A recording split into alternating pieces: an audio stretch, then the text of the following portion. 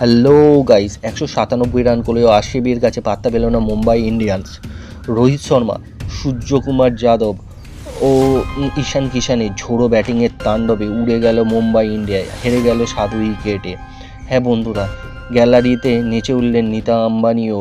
এদিন ব্যাট করতে নেমে আরসিবি 20 ওভারে 8 উইকেট হারিয়ে 196 রান করেন। ডুপ্লেসি করেন 40 বলে 61 রান, দীনেশ কার্তিক করেন 23 বলে 53 রান, রজত পাটিদার করেন 26 বলে 50 রান। এর উত্তরে মুম্বাই ইন্ডিয়া খেলতে নেমে ঈশান কিষান করেন 34 বলে 69 রান, যিনি আকাশদীপের বলে ক্যাচ দিয়ে দেন এবং বিরাট কোহলি তাকে আউট করে দেন।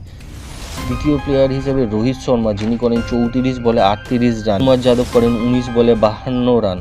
পরবর্তীকালে হার্দিক পান্ডিয়া 6 বলে করেন 21 রান এবং সহজেই 15.3 ওভারে 120 রান তুলে ফেলে এবং মুম্বাই জয় ঘটে।